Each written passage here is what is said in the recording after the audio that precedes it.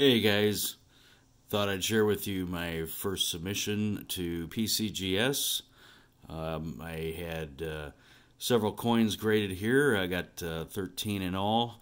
I'm going to break this apart into two videos. We'll do the first 7, and then I'll do a part 2 for the last 6.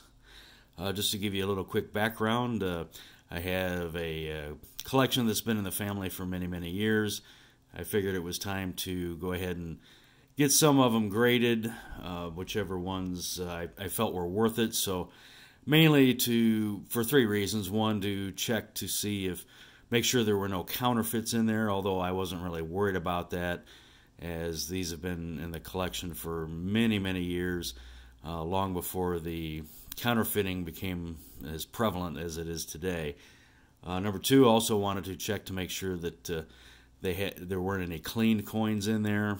And then number 3 was to also maybe make it easier to sell these if and when the day comes when I would want to sell them, or someone else in the family down the road wants to sell them.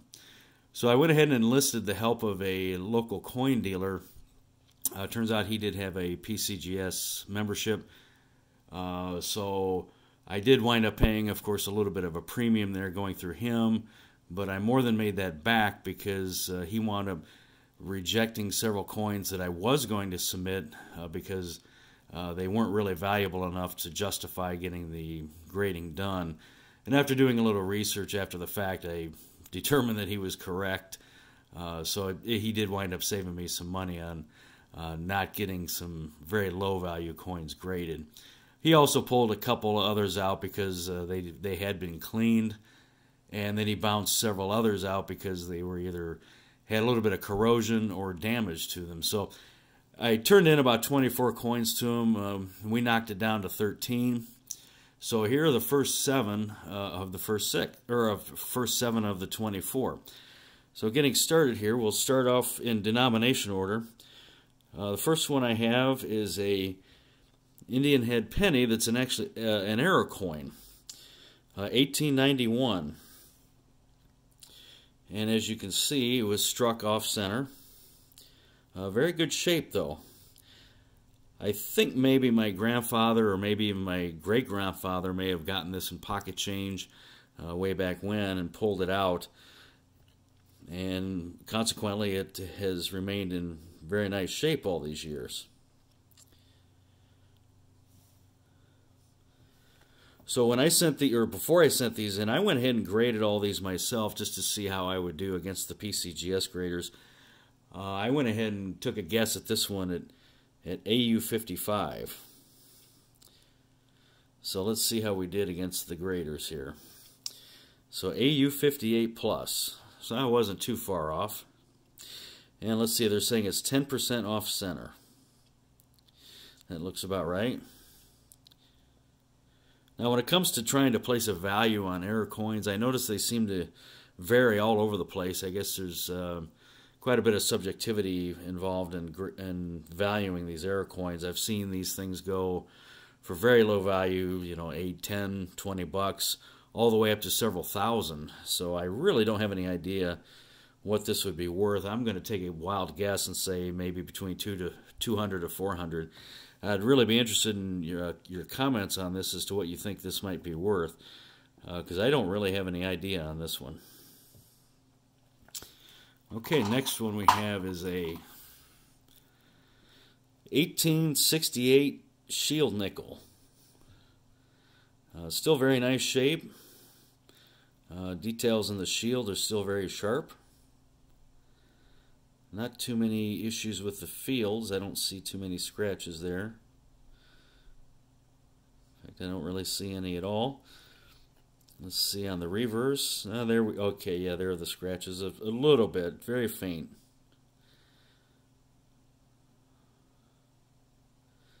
But again, the details are still nice and sharp on this one. Now on this one here, I took a guess at Mint State 61. So let's see what PCGS had to say.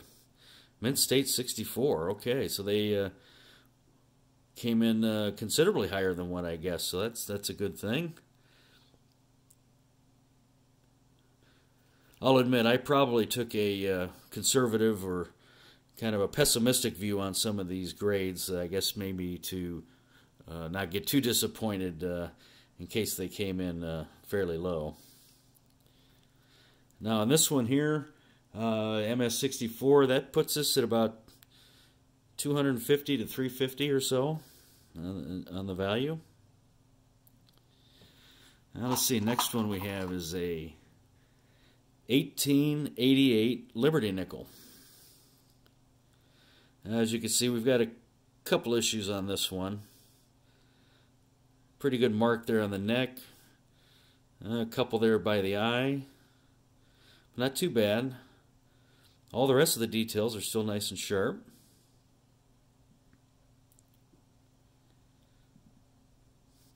See on the reverse. Not too bad. A few splotches there under the pluribus, but now we got a little scratch down there above the E in cents.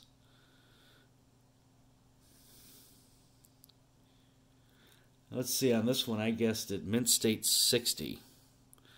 So let's see what they had to say. Mint State 64. So once again, they came in considerably higher than what I had. I guess any notions I had of being a PCGS grader, I can probably forget about that. And you can be glad too, because you'd probably be very upset with some of my grades.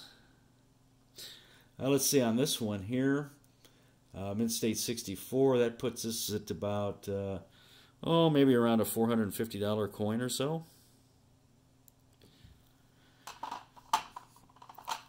Let's see, next up we have an 1893, another Liberty nickel. Now this one I was a little concerned, that blotch there you see on the neck. I'll zoom in a little tighter here.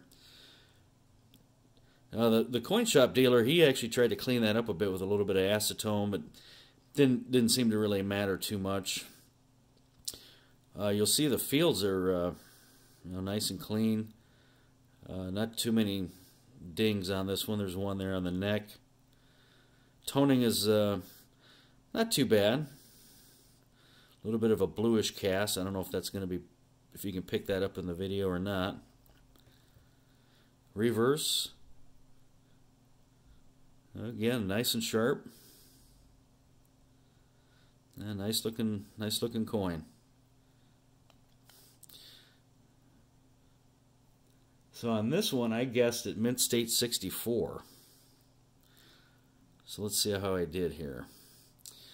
Proof 63 cameo. Okay, now I did not pick up on the fact that this would be a proof. I'm a relative newbie at this, so it didn't even occur to me that this might be a proof. So not only was I surprised that it was a proof coin, but also came in with a cameo grade as well. So quite a surprise on that one. This particular coin, let's see, at that level, that's about a $200 coin, I would say. Let's see, next up we have an 1827 capped bust dime. Coloring on this is a little odd, but details are still pretty sharp. Liberty's nice and clear there.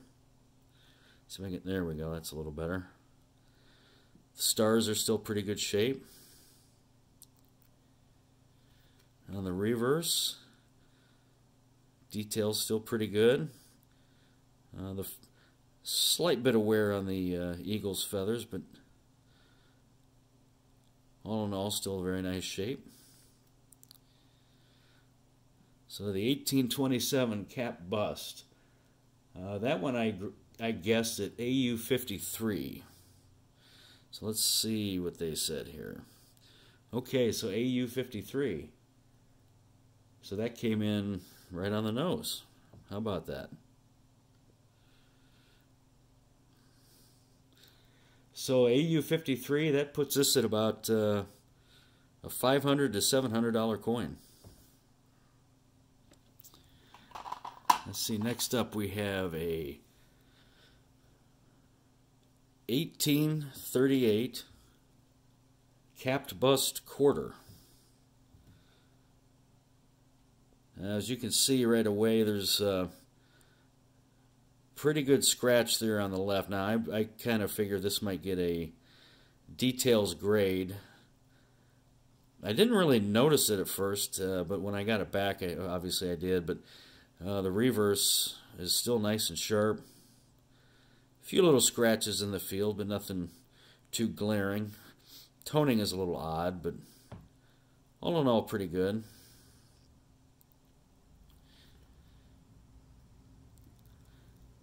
So on this one, I guess this one at a AU53, and that's assuming it didn't get a details grade. So let's see how this came in. So yeah, sure enough, AU details. Not really surprised at that one.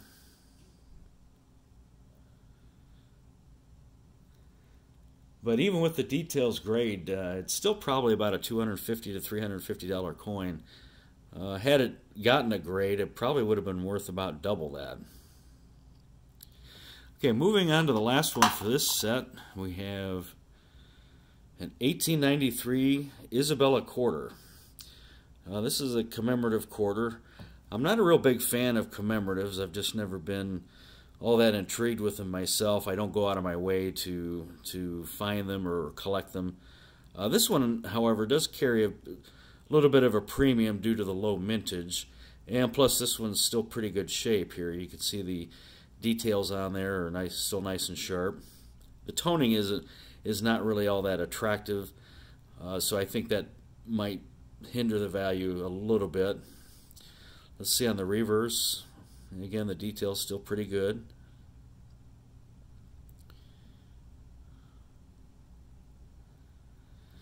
Now, when it comes to valuing these Isabella quarters, they seem to run all over the place. I've seen them go, or I've seen auction prices come in at 100, 300, all the way up to 3,000. So I really have no idea what this is worth. This is another one I'd be interested to hear what your comments are on what you think this might be worth. As a side note, I asked the local coin dealer if he would be interested in buying it, and he just flat out said no. He really had no use for it. So again, I think these commemoratives can kind of be a little squirrely. Now on the grade, I guessed at Mint State 66, and let's see what they came in. Okay, yeah, Mint State 66 plus, so almost right on the nose on that one. So that ends the first part of the 13 coins. Stay tuned for part 2. You can go to my channel to click on that, and thanks for watching.